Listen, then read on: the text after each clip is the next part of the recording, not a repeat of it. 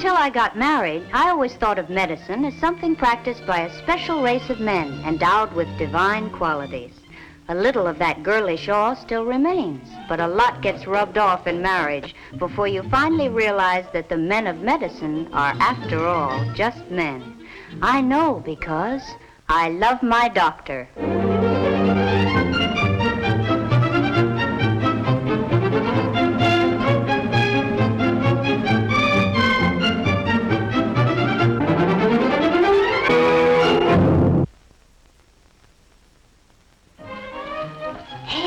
On that half and half, darling.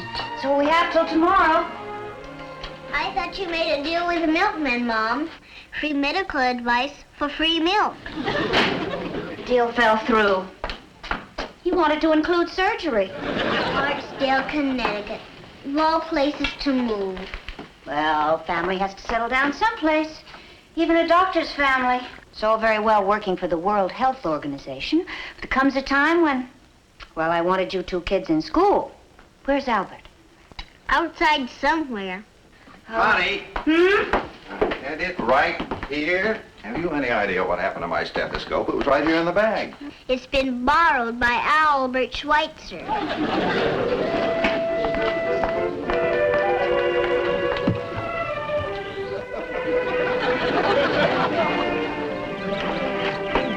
Albert!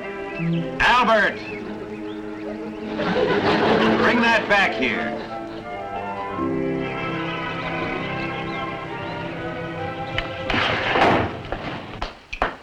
What's the matter with that kid, anyway? His teacher told him that trees live and breathe, and he's trying to prove it. Here, Daddy, it don't work. I have told you kids 100 times to leave my instruments alone. You have your toys, I have mine. Well, don't you want me to grow up and be a doctor? No, one doctor in the family's enough. You have a busy day today, I hope? 2 calls. One, an elderly gentleman with the gout, and the other, a lady who got her thumb caught in the garbage disposal. Young Dr. Kildare is not setting Hartsdale on fire.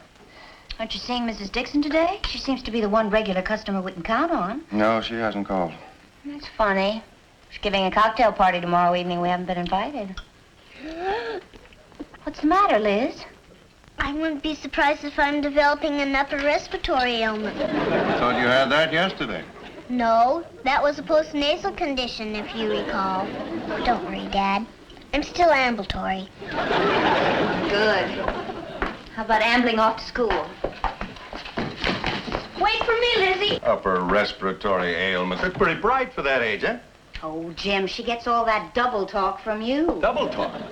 Yes. I've never been able to figure out why doctors refer to the sniffles as an upper respiratory ailment, or a gallbladder operation as a Cholecystectomy. Yeah. And if you think that's bad, try angioneurotic cellular retardation on your piano. What does that mean? Not a thing. Just an expression we used at med school for students with imaginary ailments. What's the matter? Jim, look.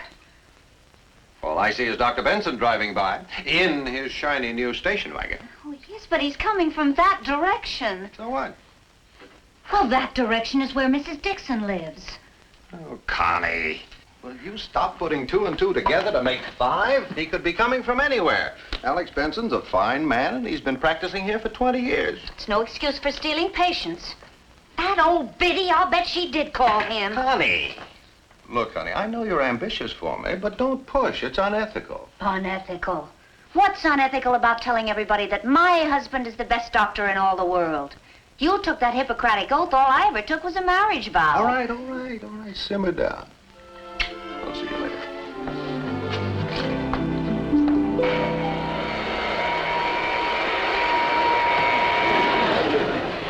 Oh, Cordelia. I didn't know you were here. Well, I came early, Miss Barkley. I wanted to catch the doctor before he left. Well, you've caught me. Fire away, Cordelia. Dr. Barkley, I've been having this awful clicking sensation in my ears.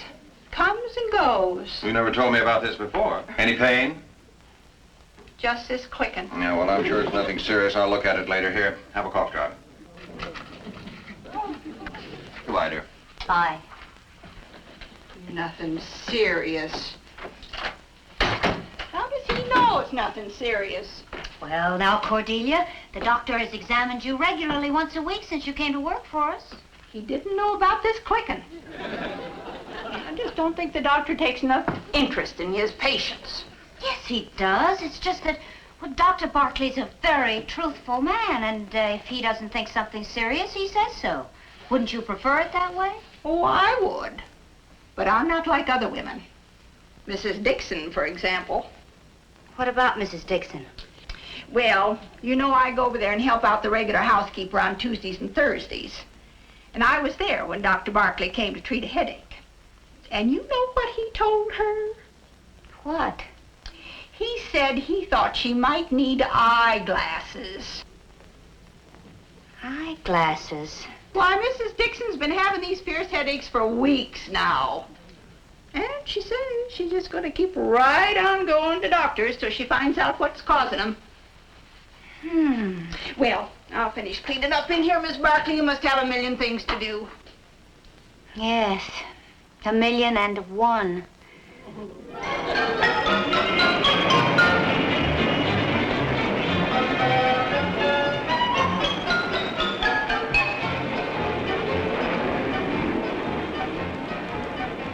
Oh, Mrs. Dixon. Hello.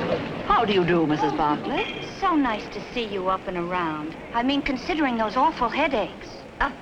One gets used to things. Oh, you poor dear. Modern medicine, fancy equipment and fancy prices, miracle drugs. And they can't even tell a person what's the matter. Really. Now, mind you, my dear, I think your husband is a lovely man. And no doubt a very fine diagnostician for the ordinary ailment. But for him to tell me that I need glasses when... I beg your pardon, but you're in my wagon. Your wagon? Why, I just drove up. Nonsense, I certainly ought to know my own car. There's your car, Mrs. Dixon. Yes, thank you. These headaches make me so absent-minded. Yes, I can understand.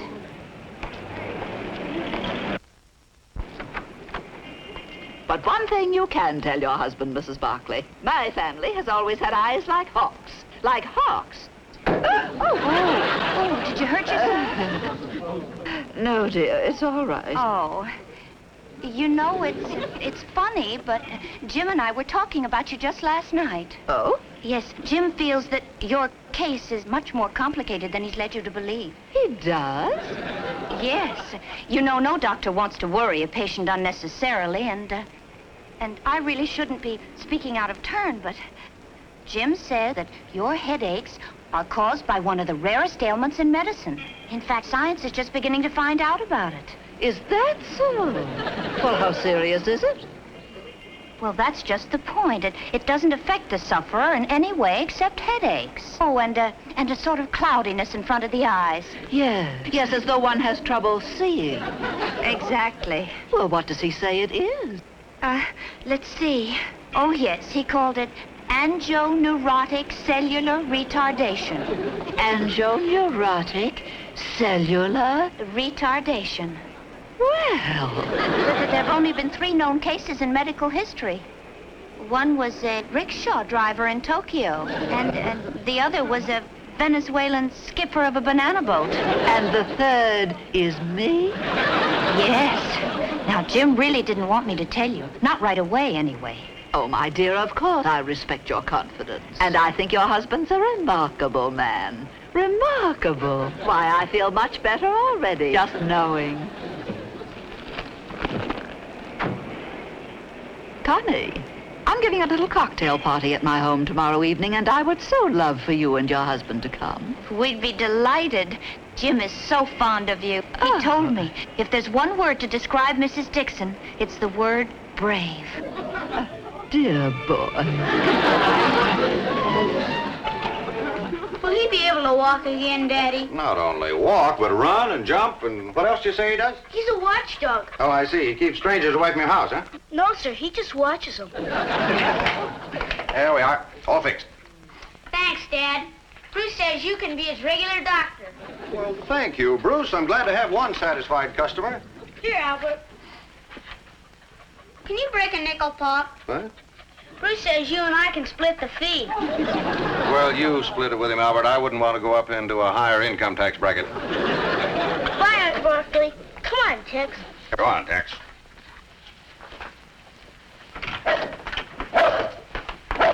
Well, business is picking up. I have the complete confidence of the doggy set of Hartsdale. I'll be happy to know you also have the confidence of Mrs. Helen Dixon. She's invited us to cocktails tomorrow evening. Invited us? How come? You know, Jim, I know you didn't intend to, but you practically did insult her. Why'd you tell her she needed glasses? Why? Because she does. She's almost a female Mr. Magoo. That woman is so nearsighted. I know, but couldn't you have told her that without telling her? Connie, I didn't spend 4 years in medical school, 4 years in the Army, and 2 years with World Health to wind up conning middle-aged dowagers. It has nothing to do with conning. It's simply a matter of a bedside manner. Oh. You think there's something wrong with my bedside manner? I just think that some of these suburban problems are not going to be found in your medical books. Well, here. Browse through this. You can find anything in here, even something complicated and phony enough to please Mrs. Dixon.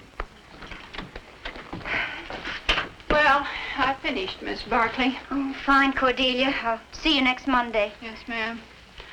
Oh, Doctor, you know that clicking sound I was telling you about? I'm still getting it. Cordelia, did it ever occur to you that that clicking sound might be caused by a loose bridge in your mouth? Huh? I suggest that you stop jiggling it with your tongue and check with your dentist. Well, goodbye, Doctor. Goodbye, Cordelia. Good day, Miss Barkley. No, we probably lost our cleaning woman.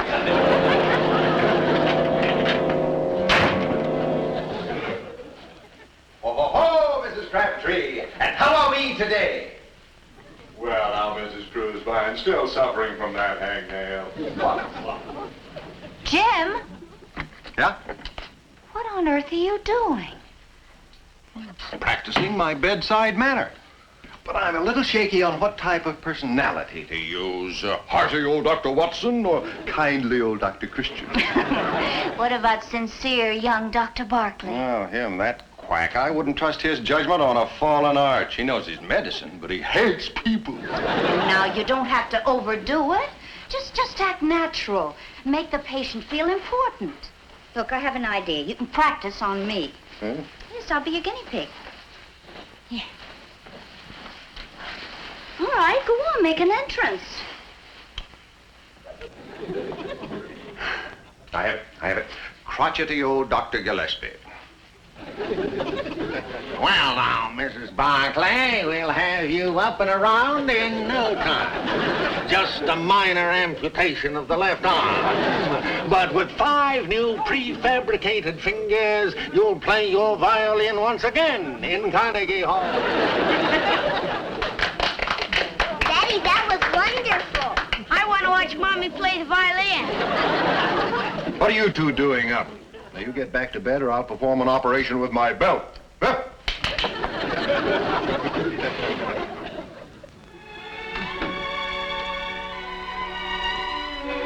Oh, nuts, Connie. That junk is not for me.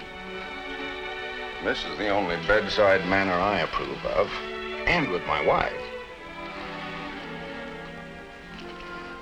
Jim. I only know one thing. I told Mrs. Dixon the truth, and she's indicated her respect for that truth by inviting us to her home tomorrow night. Hi, darling.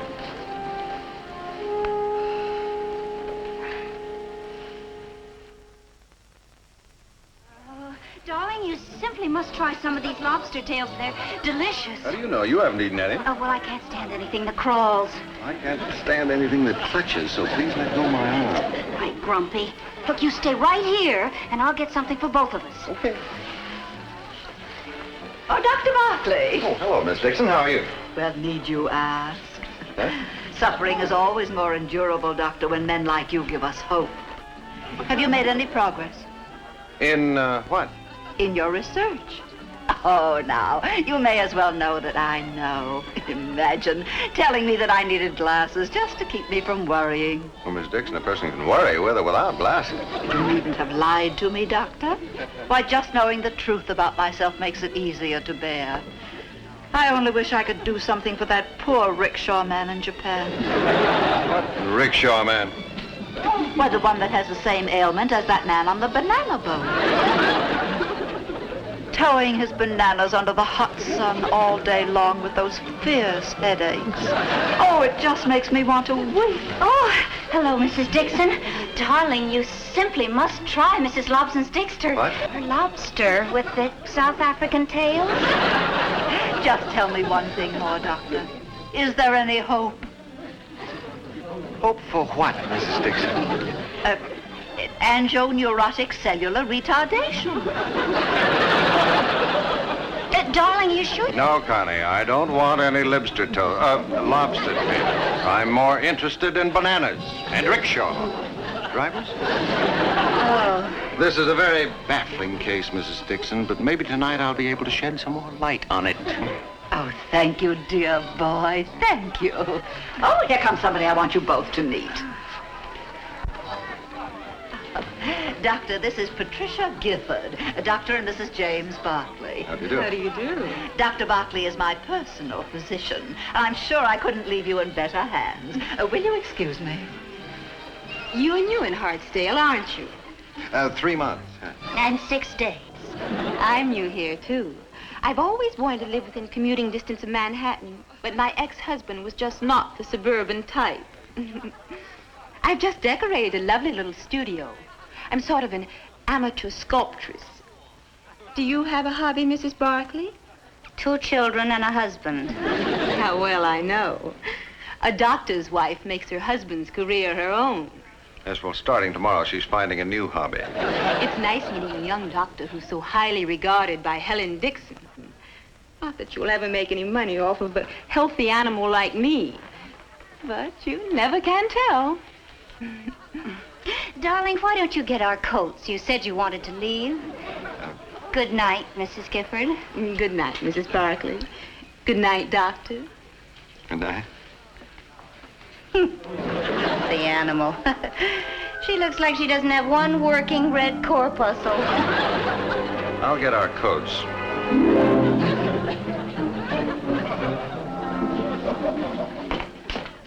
Jim, where you going? Oh, Bob, home. Emergency? Well, sort of. Our sitter's booked on another shift tonight. Oh, say, Bob, would you do me a big favor?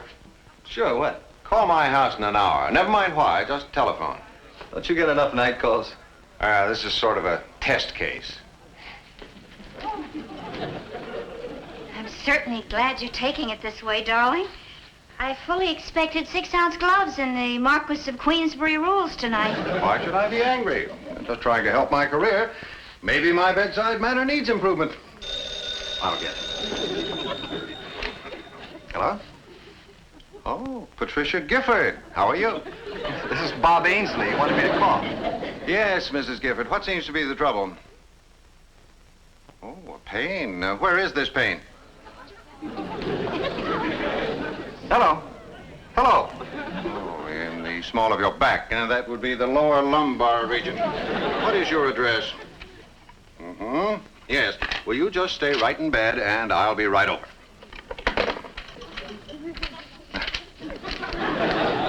I thought she was so healthy. Well, you never can tell. Now, don't worry. I'll remember everything you told me tonight. See you later, dear. You'd better catch some sleep. Don't wait up for me.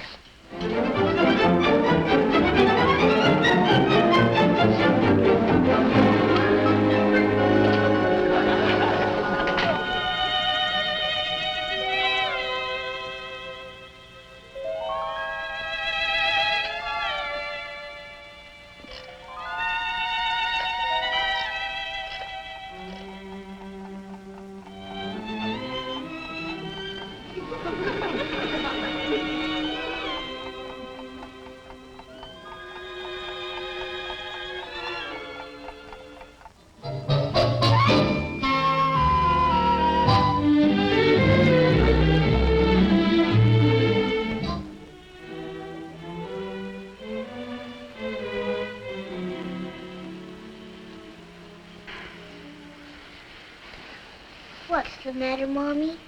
Nothing. I know. I can't sleep either when Daddy's out of the house.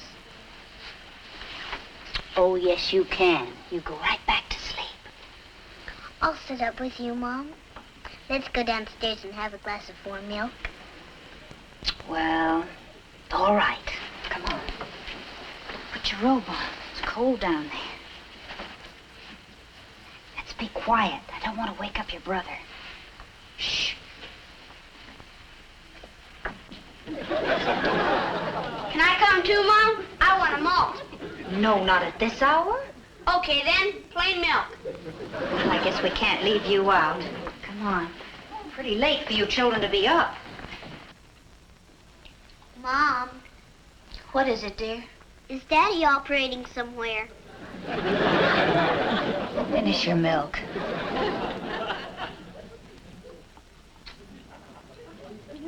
My friend Elsie says that children of broken marriages grow up maladjusted. What's maladjusted? Well, sort of goony. I know a kid at school who's maladjusted.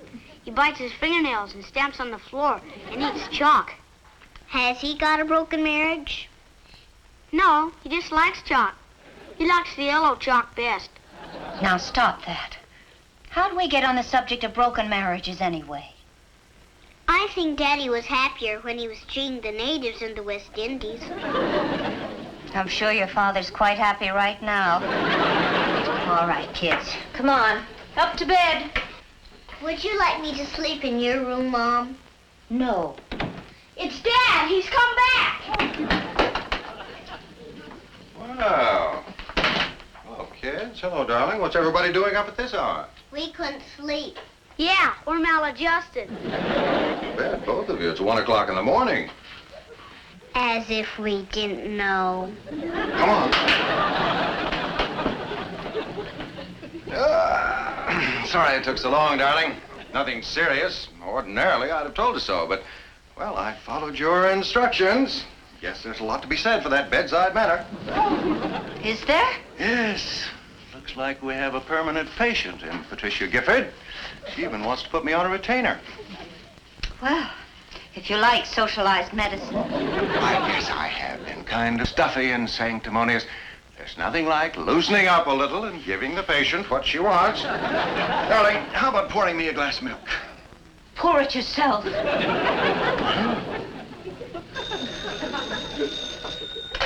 Hello. Oh, Connie, dear, I'm so sorry to bother you at this hour, but those lobster tails seem to have disagreed with Patricia Gifford. Oh? Where is she?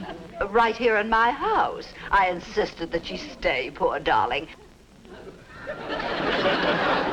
Why, of course. It's for you, Doctor. It's Patricia Gifford. She's at Mrs. Dixon's. Yes, it seems your diagnosis was wrong. The pain's not in her back, it's in her stomach. I think maybe you better handle it because you've spent so much time on the case.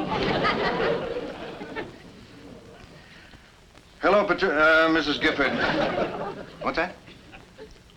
Oh, I see. Yes, well, I think a heating pad will do the trick tonight, and if you're still bothered in the morning, see me at my office. Good night.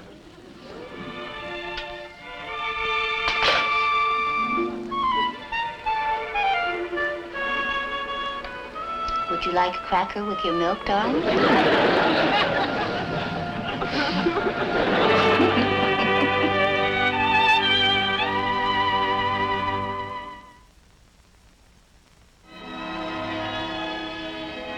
Liz, Albert, you better get up off that floor. You'll both be sneezing tomorrow. Oh, Mom. It's the most comfortable spot in the house. I don't care how comfortable it is. I don't want any... Oh, Connie, let him alone. The floor never hurt anybody. But it's drafty down there. It's drafty in a car, a plane, or a boat, but healthy people aren't affected unless they're exposed to a virus or bacteria. Jim, please. All right, Connie. Come on, kid. You get up on the couch. I'll read on the floor.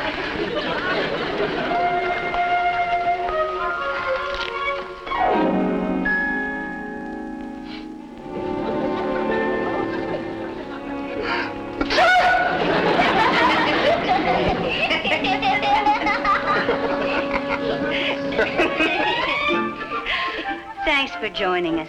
Call again next week. You may not learn what ails you, but at least you'll know why I love my doctor.